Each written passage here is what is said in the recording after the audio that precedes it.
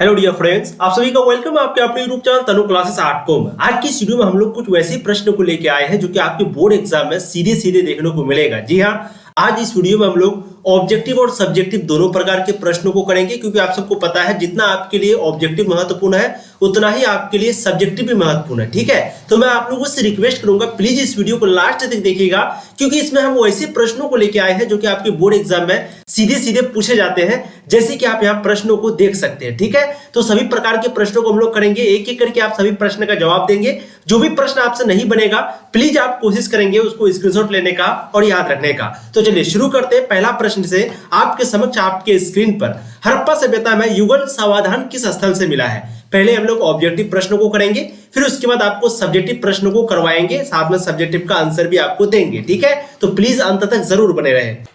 तो बताइए हड़प्पा सभ्यता में युगल समाधान किस स्थल से मिला है। तो ये जो है हम लोगों को लोथल से मिला है ना। तो हड़प्पा सभ्यता में युगल समाधान जो है वो लोथल से मिला है। राइट आंसर आपका ऑप्शन बी हो जाएगा। अब अगला प्रश्न है क्वेश्चन नंबर 2, सिंधु घाटी सभ्यता किस युग की मानी जाती है। ये प्रश्न आपको कई बार पूछा गया है कि सिंधु घाटी सभ्यता जो है वो किस युग की सभ्यता है। ये आपको बहुत बार पूछा जा चुका है। ठीक है, तो आप लोग को राइट आंसर लगाना है कांस्य युग की। राइट आंसर आपका ऑप्शन सी हो जाएगा। सेकंड का राइट आंसर सी, सिंधु घाटी सभ्यता जो है वो कांस्य युग की सभ्यता है। ऑप्शन बिल्कुल करेक्ट हो जाएगा आपका ऑप्शन सी। अब अगला प्रश्न है क्वेश्चन नंबर 3, उत्तर वैदिक काल की अवधि क्या थी। तो फटाफट आप लोग जवाब देंगे कि उत्तर वैदिक काल की अवधि क्या थी। इसका भी आपका करेक्ट आंसर हो जाएगा, वो है 1000 से 600 ईस्वी पूर्व। ठीक है, तो राइट आंसर हो जाएगा आपका ऑप्शन सी। अब देखिए अगला प्रश्न आपके समक्ष जो कि काफी इंपॉर्टेंट है, सिंधु घाटी सभ्यता की विशिष्ट वस्तु क्या थी, है ना। सिंधु घाटी सभ्यता की एक विशिष्ट वस्तु थी जो क्या थी, मिट्टी की मूर्तियां या फिर मनके के सामान या फिर मोहर हो गया या फिर धातु का सामान। तो वहां पर एक ऐसा वस्तु था जो कि एक विशिष्ट वस्तु था। तो वो था जो है वो है बिल्कुल राइट आंसर आपका मोहर है ना। हमने आपको बताया भी है कि मोहर जो है वो काफी इंपॉर्टेंट था, इसी से हम लोगों को हड़प्पा सभ्यता के बारे में पता चला था। और जैसे आज के दिन हम लोग पासपोर्ट का यूज करते हैं एक देश से दूसरे देश में जाने के लिए, तो पहले के जमाने में यानी कि उस वक्त में मोहर का प्रयोग करके एक देश से दूसरे देश में जाते थे, और इस मोहर से ही बताता था लोग कि हम जो है इस सभ्यता से हैं, हम वहां से हैं। ठीक है, तो काफी मोहर जो है वो काफी इंपॉर्टेंट और विशिष्ट वस्तु था। तो राइट आंसर आपका यहाँ पर डी हो जाएगा।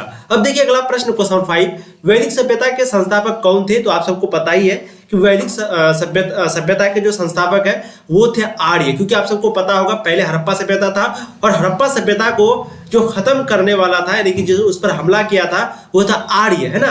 और आर्य लोग उस सभ्यता को खत्म करने के बाद फिर से इन्होंने जो है वैदिक सभ्यता को बनाया था। ठीक है, तो वैदिक सभ्यता के संस्थापक जो है वो आर्य थे। राइट आंसर आपका ऑप्शन सी हो जाएगा। अब अगला प्रश्न है आपके समक्ष, भारत का नेपोलियन किसे कहा जाता है। कई बार आपको बता चुके हैं, समुद्रगुप्त को भारत का नेपोलियन कहा जाता है।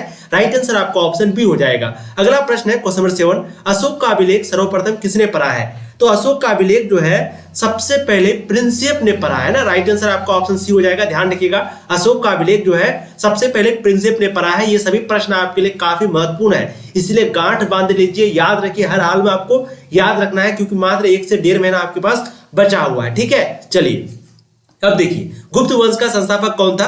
तो अभी हमने वैदिक सभ्यता का संस्थापक के बारे में आपको पूछा, तो उसका जवाब होगा आर्य। अब यहाँ पर पूछा जा रहा है कि गुप्त वंश का जो संस्थापक है वो कौन था।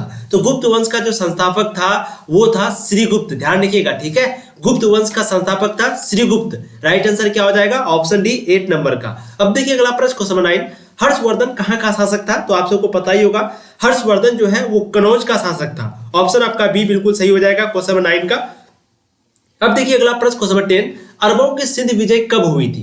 अरबों की सिंध विजय जो है वो कब हुई थी। 10 का बिल्कुल राइट आंसर हो जाएगा, वो है आपका 712 ईस्वी में। ध्यान रखिएगा, अरबों की सिंध विजय जो है वो 712 ईस्वी में हुई थी। राइट आंसर ऑप्शन डी हो जाएगा। अगला प्रश्न है क्वेश्चन 11, सांची का स्तूप जो है वो कहाँ स्थित है। फटाफट इसका आंसर दीजिएगा, काफी इंपॉर्टेंट काफी महत्वपूर्ण प्रश्न है, और बिल्कुल आप लोग सभी प्रश्न का सही जवाब दे रहे हैं। इसका भी आपको राइट आंसर जवाब देना है कि सांची का स्तूप जो है वो कहाँ स्थित है। तो बिल्कुल इसका जो करेक्ट आंसर है वो आपका हो जाएगा मध्य प्रदेश में। ध्यान रखिएगा, ठीक है, सांची का जो स्तूप है वो मध्य प्रदेश में है। राइट आंसर आपका यहाँ पर ऑप्शन सी हो जाएगा 11 नंबर का। जो भी अगर गलत लगा रहे हैं तो प्लीज आप लोग स्क्रीनशॉट लेते हुए चलेंगे। अब अगला प्रश्न है क्वेश्चन 12, नगरीय सभ्यता के नाम से जाना जाता है। बताइएगा हम लोग नगरीय सभ्यता या फिर शहरीय सभ्यता किसे कहते हैं। तो ऑब्वियसली आप लोग भी जानते हैं, हम लोग भी जानते हैं कि हड़प्पा सभ्यता को जो है शहरीय सभ्यता बोला जाता है, यानी कि नगरीय सभ्यता बोला जाता है। और वहीं पे हम लोग वैदिक सभ्यता को ग्रामीण सभ्यता बोलते हैं ना। राइट आंसर आपका ए हो जाएगा।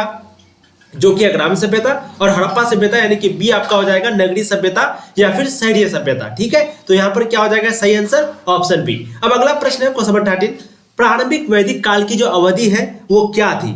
तो 13 का यहाँ पर बिल्कुल सही जवाब आपका हो जाएगा इनमें से 1500 से लेकर के 1000 ईसा पूर्व। ध्यान रखिएगा, प्रारंभिक वैदिक काल की जो अवधि है वो 1500 से 1000 ईसा पूर्व थी, यानी कि राइट आंसर यहाँ पर आपका ऑप्शन डी हो जाएगा क्वेश्चन नंबर 13 का। ठीक है, ध्यान से बने हुए रहिए वीडियो पे, क्योंकि हम लोग सब्जेक्टिव प्रश्नों को भी करेंगे जो कि आपके लिए काफी महत्वपूर्ण है। क्योंकि यहाँ देखिए, अस्थायी बंदोबस्त से कंपनी को क्या लाभ हुआ, ये प्रश्न आपको पूछा जा चुका है। सूफीवाद में सिलसिला का क्या मतलब होता है, ये भी प्रश्न आपको पूछा गया है। 1857 ईस्वी विद्रोह में कुंवर सिंह की क्या भूमिका थी, ये भी प्रश्न आपको पूछा गया है। तो इस प्रकार के प्रश्नों को जो है आज की वीडियो में हम लोग करने वाले हैं, तो प्लीज आप लोग वीडियो को ना छोड़ें, लास्ट तक बने रहे। ठीक है, अब अगला प्रश्न, अकबर ने किस साल में दीन-ए इलाही धर्म चलाया था? आप सबको तो यही पता ही है कि दीन-ए इलाही जो है वो अकबर के द्वारा चलाया गया था। अब आप लोग यहाँ पर जवाब देंगे कि ये किस साल चलाया गया था, है ना। 14 का बिल्कुल यहाँ पर राइट आंसर हो जाएगा, वो है 1581 ईसा पूर्व में, 1581 ईस्वी में, यानी कि डी आपका बिल्कुल सही हो जाएगा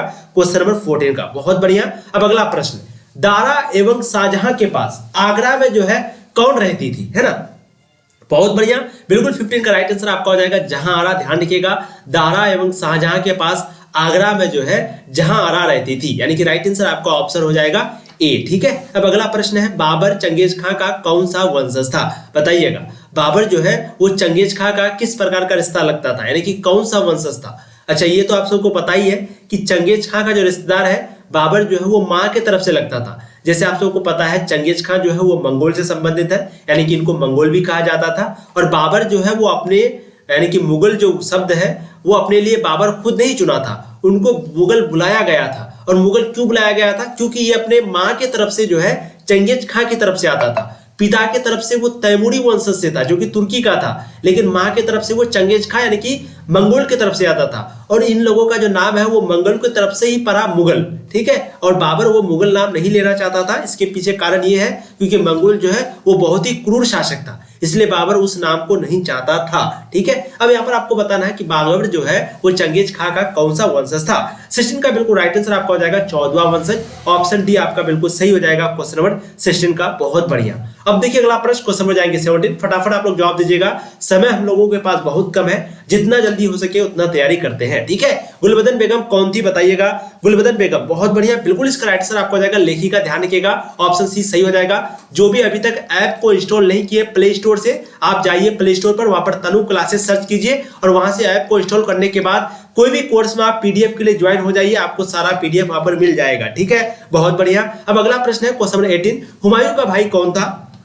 आप सबको पता ही है, कामरान हो गया, अस्करी हो गया, हिंदाल हो गया, ये सभी जो है वो हुमायूं का भाई था, यानी कि राइट आंसर आपका हो जाएगा ऑप्शन डी। हुमायूं का भाई कामरान भी था, अस्करी भी था, हिंदाल भी था। अच्छा, पानीपत की प्रथम लड़ाई कब हुई थी? ये आंसर आपको बिल्कुल सही देना है क्योंकि कई बार पूछा गया है। ठीक है, पानीपत की जो प्रथम लड़ाई है वो बाबर के बीच और इब्राहिम लोदी के बीच हुई थी, ये सब आपको पता ही है। और इसी के बाद जो है मुगल सल्तनत की स्थापना हुई थी। तो बताइए मुगल सल्तनत की स्थापना कब हुई थी? बिल्कुल 1526 में। और पानीपत की जो प्रथम युद्ध है वो भी 1526 ईस्वी में हुई थी, यानी कि 19 का राइट आंसर जो है वो आपका यहाँ पर हो जाएगा ए। जी हाँ, पानीपत की प्रथम लड़ाई जो है वो 1526 में हुई थी, जो कि इब्राहिम लोदी और बाबर के बीच हुई थी, जिसमें इब्राहिम लोदी की हार हुई थी और इसी से लोदी वंश जो है वो खत्म हो गई और इसी से मुगल सल्तनत की जो है स्थापना हुई थी। ठीक है, और दूसरी लड़ाई जो है वो हुई थी 1556 में, ये भी याद रखिएगा, दारा सिकोह और इसके बीच अकबर के बीच। ठीक है, अब अगला प्रश्न क्वेश्चन नंबर 20, कृष्णदेव राय का जो शासनकाल है वो क्या है? आप सबको बताना है क्योंकि कृष्णदेव राय जो है वो बहुत ही अच्छे शासक थे, है ना। विजयनगर साम्राज्य के सबसे अच्छे शासक कौन थे? कृष्णदेव राय। तो इसका शासनकाल क्या है, यानी कि ये कब से कब तक शासन किए थे? 20 का बिल्कुल राइट आंसर हो जाएगा 1509 से 1529 ईसा पूर्व में, यानी कि ऑप्शन आपका ए बिल्कुल सही हो जाएगा। अगला प्रश्न है क्वेश्चन नंबर 21, निकोलो कोंटी, बहुत ही इंपॉर्टेंट प्रश्न आपको जवाब देना है। निकोलो कोंटी जो है वो किस देश का यात्री था? फटाफट आप लोग को जवाब देना है। निकोलो कोंटी किस देश का यात्री था? Italy, Morocco, England, France.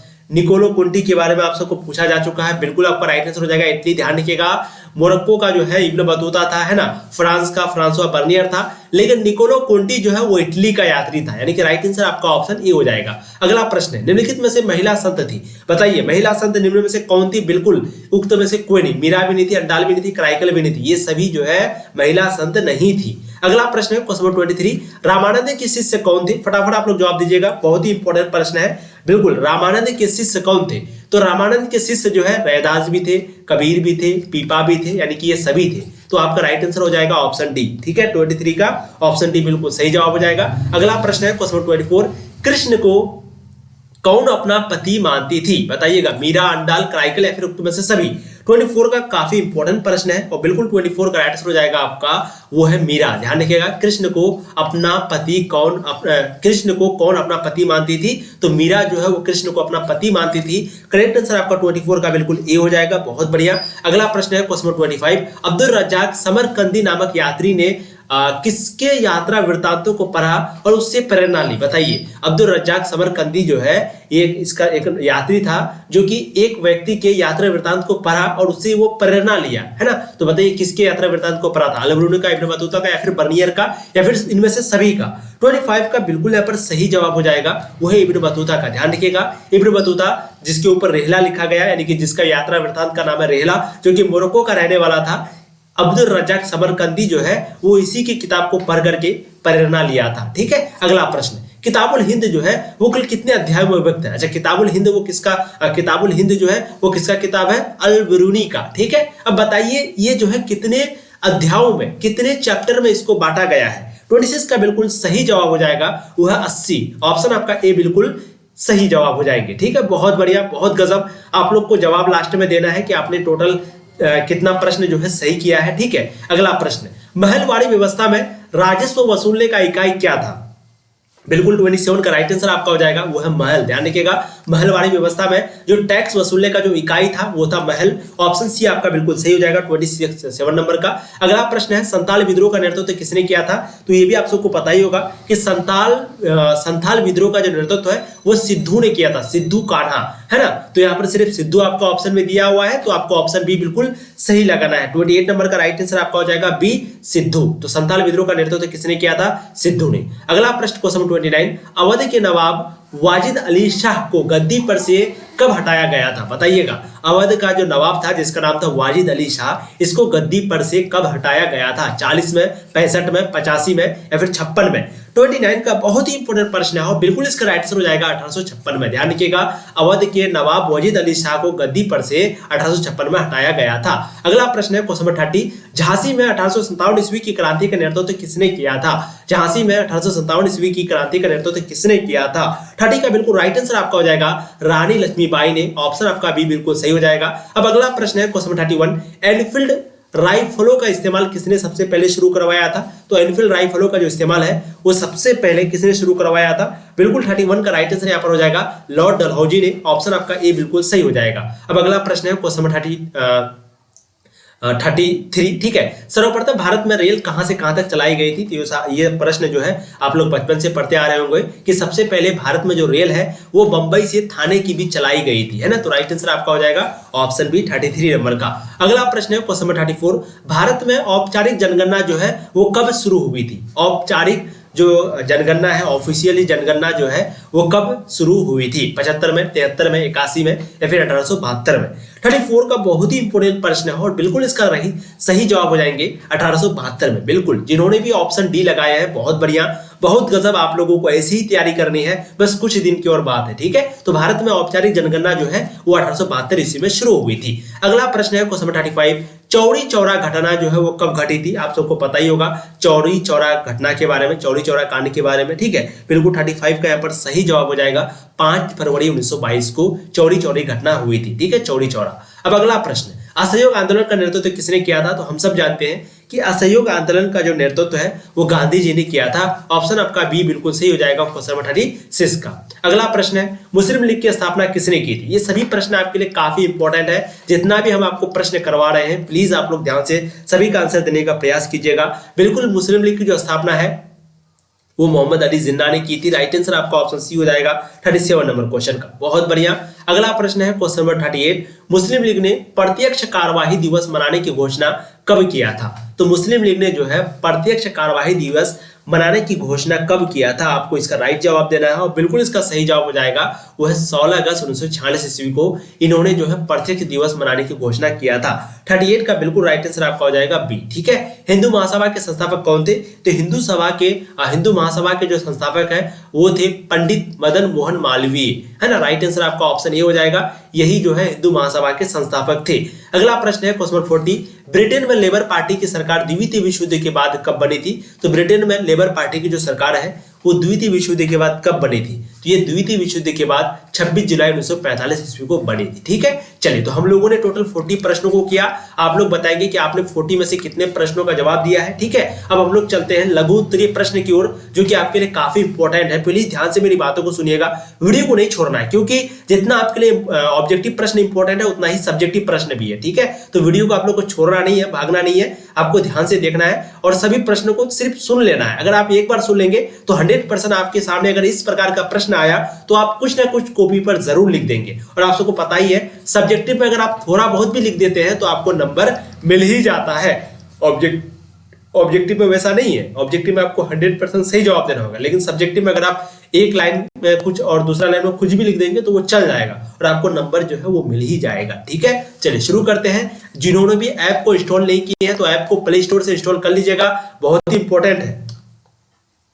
वहां पर आपको जो है ये सारा पीडीएफ जितना भी हम आपको पढ़ा रहे हैं ये भी साथ में chapter by chapter objective, subjective, notes, quiz वगैरह सारा चीज आपको ऐप पर मिलेगा, मिल भी रहा है। तो प्लीज आप लोग ऐप को प्ले स्टोर से इंस्टॉल कर लीजिएगा। ऐप का नाम है तनु क्लासेस और वहां पर या तो आप 299 वाला कोर्स को ज्वाइन कर लीजिएगा सारा पीडीएफ के लिए, या फिर 149 वाला एक एक सब्जेक्ट के लिए, आपको जो भी मन करे आप जरूर वहां से ज्वाइन जरूर कीजिएगा, आपके लिए काफी महत्वपूर्ण है। वहां पर आपको क्वेश्चन बैंक पिछले 10 साल के पूछा हुआ प्रश्न है, सारा चीज आपको वहां पर ऐप में मिलेगा। ठीक है, और वेबसाइट पे भी आपको तनु क्लासेस सर्च करना है गूगल पे, वहां से भी आप जो है ऑब्जेक्टिव वगैरह को पढ़ सकते हैं, लेकिन वहां से पीडीएफ आपको नहीं मिलेगा। चलिए अब देखिए लघु उत्तरीय प्रश्न में जो सारा इंपॉर्टेंट है वो हम आपको करवाएंगे। सबसे पहला प्रश्न है हड़प्पा सभ्यता में मनके जो है वो किन किन पदार्थों से बनाए जाते थे? बहुत ही इंपॉर्टेंट प्रश्न है, बताइएगा।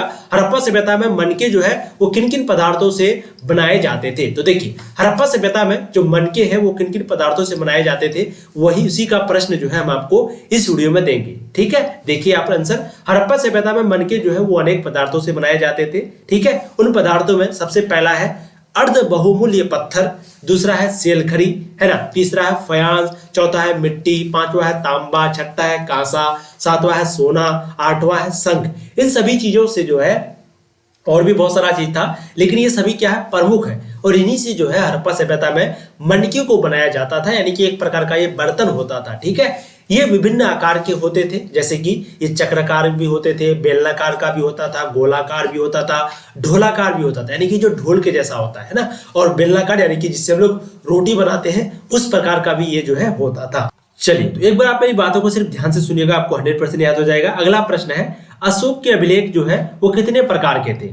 लिखे, यानी कि आपको लिखने भी, उनका नाम भी आपको लिखने के लिए कह रहा है और आपको पूछ भी रहा है कि अशोक का जो अभिलेख है वो कितने प्रकार के थे। तो देखिए अशोक का जो अभिलेख है वो मुख्यतः 3 प्रकार के थे, याद रखिएगा आप लोग। सबसे पहला अभिलेख का नाम है स्तंभ अभिलेख, और दूसरा अभिलेख का नाम है शिलालेख, और तीसरा अभिलेख का नाम है गुहालेख। आप चाहे तो यहां तक भी आंसर दे सकते हैं, लेकिन आपको अगर थोड़ा सा ज्यादा आंसर देना है तो आप वो भी दे सकते हैं। ठीक है, टोटल 3 प्रकार के आपको याद रखना है कि अशोक के अभिलेख जो है वो 3 प्रकार का था, स्तंभाभिलेख, शिलालेख, गुहालेख। स्तंभ लेख के भी 2 रूप थे, है ना, स्तंभ लेख का भी जो है 2 रूप था, पहला लघु स्तंभ लेख और दूसरा वृहद स्तंभ लेख। उसी तरीके से शिलालेख भी जो है लघु एवं दुर्ग दोनों रूप में थे, और गुहालेख भी जो है वो पहाड़ों पठारों को काटकर बनाए गए होते थे। गया में अशोककालीन बराबर की पहाड़ी एवं नागार्जुनी पहाड़ी गुहालेख के रूप में मौजूद है। ठीक है, अब अगला प्रश्न देखते हैं, क्वेश्चन नंबर 3, जो कि आपके लिए उतना इंपॉर्टेंट नहीं है बट देख लीजिए। प्राचीन संहिता में वर्णित विवाहों के कितने प्रकार थे? है ना, पूछ लिया अगर कभी तो वो आपको याद रखना होगा, तो देख लीजिए।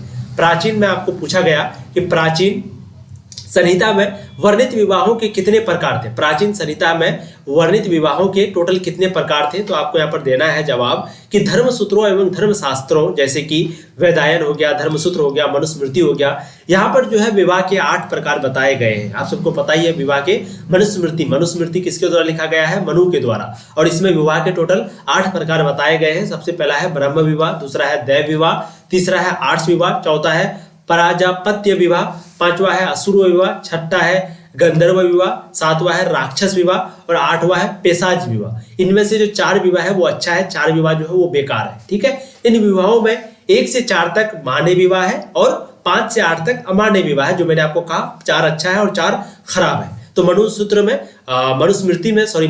में टोटल 8 प्रकार के विवाह है, ये आप सबको पता ही है। ठीक है, अच्छा सुलह कुल की नीति क्या थी? अगला प्रश्न आपके लिए काफी इंपॉर्टेंट है, बताइएगा। सुलह कुल, अच्छा सुलह कुल का मतलब आपको समझ में आ रहा होगा, 2 लोगों के बीच सुलह करना, मतलब 2 लोगों के बीच कोई अगर विवाद है तो उनका निपटारा करके उन दोनों को मिलाना आपस में। ठीक है, तो सुलह कुल की नीति क्या है, बस उसी प्रकार का आपको मिलता जुलता जवाब देना है। आप लोग यहाँ पर देख सकते हैं उसका आंसर। देखिए, अकबर ने जो है सुलह कुल की नीति को अपनाई थी। सबसे पहले तो आपको याद रखना है कि सुलह कुल की जो नीति है वो किसने?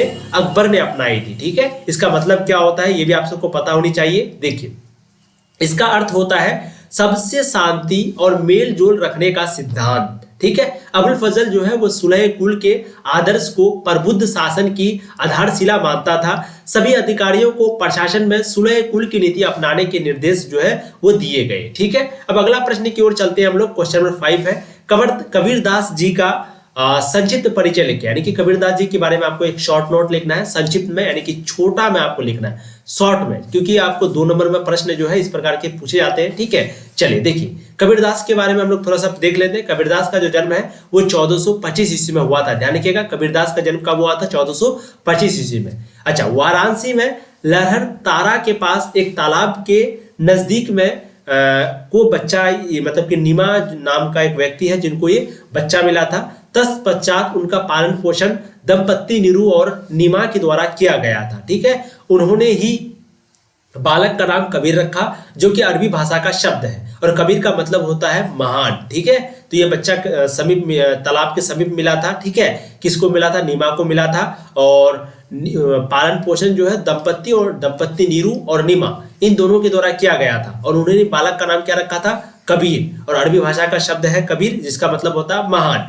कबीर जो है वो निर्गुण भक्ति धारा के भक्त कवि थे, जिन्होंने हिंदू मुस्लिम एकता पर अत्यधिक बल देकर समाज में क्रांतिकारी विचार को जो है बहुत ही ज्यादा जोर दिया है, प्रतिपादित किया है। अब अगला प्रश्न देखते हैं, क्वेश्चन में आपको जाएंगे 6। सूफीवाद में सिलसिला का क्या मतलब होता है ना? सूफीवाद में सिलसिला का क्या मतलब होता है हमने आपको पहले भी पढ़ाया है, बट आप थोड़ा सा देख लीजिए। सिलसिला का शाब्दिक अर्थ है जंजीर, जो शेख और मुरीद के बीच के निरंतर रिश्ते के घोतक है। इस जंजीर की पहली कड़ी पैगंबर मोहम्मद साहब से जुड़ी है। इस कड़ी के मार्फत पैगंबर मोहम्मद साहब एवं पीर गुरु की आध्यात्मिक शक्ति एवं आशीर्वाद उनकी इस जंजीर से अंतिम छोर तक जुड़े मुरीदों तक पहुंचता है। ठीक है, अब अगला प्रश्न देखते हैं। ये सभी प्रश्न कुछ प्रश्न हैं इनमें से, जैसे सिलसिला का शाब्दिक अर्थ क्या है, ये आपके लिए इंपॉर्टेंट है, तो प्लीज जो इंपॉर्टेंट है उसको ध्यान से आप लोग देखिएगा। हो सके तो वीडियो को पीछे करके दोबारा से देख लीजिएगा। अब अस्थायी बंदोबस्त जो कि आपके लिए इंपॉर्टेंट है, अस्थायी बंदोबस्त से कंपनी को क्या लाभ हुआ था, है ना? अस्थायी बंदोबस्त जो कि अंग्रेजों के द्वारा लागू किया गया था, तो इससे कंपनी को क्या लाभ हुआ था, इनको थोड़ा सा देखते हैं। देखिए, अस्थायी बंदोबस्त के जनक कौन है? Lord Cornwallis. ध्यान रखिएगा, अस्थायी बंदोबस्त को लाने वाला व्यक्ति का नाम है लॉर्ड कार्नवालिस, जो कि 1786 ईस्वी में भारत के गवर्नर जनरल बनकर आए थे। ठीक है, 1793 ईस्वी में लॉर्ड कार्नवालिस द्वारा बिहार, बंगाल, उड़ीसा में भू राजस्व यानी कि एक प्रकार का टैक्स लेने का सिस्टम को बनाया था। कहां पर? बिहार में भी, बंगाल में भी और उड़ीसा में भी। ठीक है, और अस्थायी बंदोबस्त वहीं पे उन्होंने लागू की थी। इसमें क्या होता था कि जमींदारों को भूमि का स्वामी मानते हुए, यानी कि जो जमींदार है उनको भूमि का मालिक माना जाता था, स्वामी माना जाता था, और उन्हें नियत तिथि पर एक निश्चित राजस्व जो है सरकार के पास जमा करना पड़ता था। राजस्व दर जो है वो सरकार बढ़ा नहीं सकती थी, यानी कि जो जमींदार होते थे वो जमीन का मालिक होता था और उसको एक सही टाइम पर जो है किसानों से, गरीबों से, मजदूरों से टैक्स को वसूल करके, राजस्व को वसूल करके उनको फिर अंग्रेजी सरकार को देना भी पड़ता था। ठीक है, अस्थायी बंदोबस्त से जो है कंपनी को बहुत लाभ हुआ। निश्चित आय के आधार पर अब नई योजनाएं बनाकर उनका क्रियान्वयन कर सकती थी। लगान वसूलने का खर्च और परेशानी भी खत्म हो गई। इस नीति से बंगाल में आंतरिक आर्थिक स्थिति में सुधार आया। लगान की अनिश्चितता समाप्त होने से किसान कृषि की ओर लौटने लगे, जिससे कृषि का विकास हुआ तथा उत्पादन में भी वृद्धि दर्ज की गई। इसके परिणाम स्वरूप उद्योग धंधों तथा व्यापार की स्थिति में भी विकास देखने को मिला। ठीक है, चलिए अब अगला प्रश्न है, संथालों ने ब्रिटिश शासन के विरुद्ध विद्रोह जो है क्यों किया, है ना? संथालों ने जो है ब्रिटिश के खिलाफ जो है विद्रोह क्यों किया था, आपको इसका जवाब देना है कि यह विद्रोह जो है वो संथालों के नेता, एक का नाम था सिंधु और एक का नाम था कान्हू, इन्हीं के दो नेतृत्व में, इसी के कंट्रोल में किया गया। यह विद्रोह भूमि कर अधिकारियों द्वारा किए जाने वाले दुर्व्यवहार तथा यानी कि जो जमीन का टैक्स लेते थे जो अधिकारी है ना, जो ऑफिसर, उनके द्वारा जो दुर्व्यवहार किया जाता था और जमींदार साहूकार इनके द्वारा भी जो अत्याचार किया जाता था, उन्हीं के खिलाफ जो संथाल है वो इस विद्रोह को किया था। ठीक है, और इसका नेतृत्व कौन कौन किया था संथाल विद्रोह का? एक सिंधु किया था और एक कान्हू किया था। ठीक है, सिंधु कान्हा नहीं, सिंधु कान्हू। अब अगला प्रश्न है क्वेश्चन नंबर 10, कस्बा और गंज में अंतर स्पष्ट करें। यानी कि आपको बताना है कि कस्बा और गंज में क्या क्या अंतर है। ठीक है, उससे पहले अच्छा ये तो हम लोगों ने देखा। अब अगला प्रश्न आपका था बिहार के आरा जिले में, इसका कुछ अलग ही आंसर है। यहाँ पर आप देख लीजिए, क्योंकि 1857 ईस्वी में विद्रोह, अच्छा 1857 ईस्वी में विद्रोह, अच्छा प्रश्न आपके लिए इंपॉर्टेंट पूछा आपको जा रहा है कि 1857 ईस्वी में ईस्वी विद्रोह में कुंवर सिंह की जो भूमिका है वो क्या थी। यानी कि 1857 के विद्रोह में कुंवर सिंह की भूमिका के बारे में आपको बताना है ना। देखिए, बिहार के आरा जिले के जगदीशपुर में जन्मे जमींदार जिसका नाम था वीर कुंवर सिंह। कहां पर जन्म हुआ था इनका? बिहार में, जगदीशपुर में। ठीक है, तो जमींदार वीर कुंवर सिंह का जो जन्म सिंह ने जो है 1857 ईस्वी के विद्रोह का बिहार में नेतृत्व किया था। ध्यान रखिएगा, बिहार में कौन नेतृत्व किया था 1857 विद्रोह का? वीर कुंवर सिंह। ठीक है, और अंग्रेज 1880 वर्ष से वीर योद्धा से पनाह भी मांग ली थी। यानी कि अंग्रेज जो है, वीर कुंवर सिंह 80 वर्ष के थे और अंग्रेज जो है इससे भी पनाह मांग ली थी, है ना। वे उत्तर प्रदेश की ओर निकले, वहां आजमगढ़ में अंग्रेजों से उन्होंने भीषण युद्ध किया था। गंगा पार करते समय उनकी बाह में गोली लग गई थी। किसकी? वीर कुंवर सिंह की।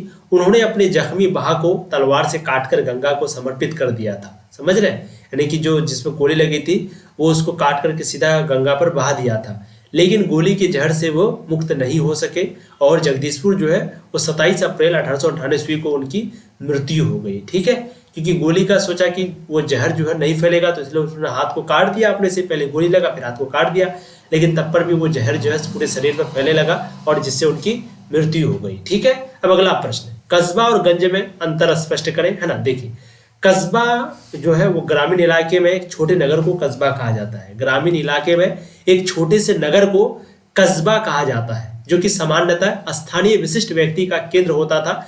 जबकि जो गंज है वो एक छोटे अस्थायी बाजार को कहा जाता है। ध्यान रखिएगा, ग्रामीण इलाके के एक छोटे नगर को कस्बा और एक छोटे अस्थायी बाजार को गंज कहा जाता है। कस्बा और गंज दोनों कपड़ा, फल, सब्जी तथा दूध उत्पाद से संबंधित है। ठीक है, विशिष्ट परिवारों तथा सेना के लिए सामग्री जो है उपलब्ध कराते थे, दोनों कस्बा भी और गंज भी। ठीक है, ग्रामीण इलाके में छोटे नगर को कस्बा और छोटे अस्थायी बाजार को गंज कहा जाता था। तो इस वीडियो में हम लोगों ने टोटल 40 ऑब्जेक्टिव प्रश्नों को किया और हम लोगों ने 10 लघु उत्तरीय प्रश्नों को किया। ये जो आपका दीर्घ उत्तरीय प्रश्न है इसको हम लोग नेक्स्ट वीडियो में करेंगे, 100% आपको करवाएंगे। आप लोग बिल्कुल टेंशन मत लीजिए। ठीक है, उनसे पहले ये पीडीएफ लेने के लिए, क्योंकि इसमें आपको ऑब्जेक्टिव सब्जेक्टिव सारा चीज मिलेगा। पीडीएफ आपको मिलेगा कहाँ? तो कुछ नहीं करना है, बस आपको प्ले स्टोर पर जाना है, वहां पर आपको तनु क्लासेस सर्च करना है और ऐप को इंस्टॉल करने के बाद आपको 299 वाला जो प्राइस है जिसमें कोर्स में जाना है, ऐप में कोर्स में आपको जाना है, वहां पे 299 रुपया जहां पर लिखा हुआ होगा या फिर अंदर में जाकर के आपको थोड़ा सा ढूंढिएगा, आपको मिल जाएगा। उसी में आपको ज्वाइन होना है और सारा पीडीएफ लेना है, क्वेश्चन बैंक से लेकर के क्विज, पीडीएफ, ऑब्जेक्टिव, टेस्ट वगैरह सब कुछ आपको एक तरफ से लेना है। ठीक है, थैंक यू सो मच। ऐसे ही पढ़ाई करते रहिए। All the very best. और प्लीज चैनल को सब्सक्राइब कर दीजिए अगर नहीं किया तो, और वीडियो को भी लाइक कर दीजिए। Thank you.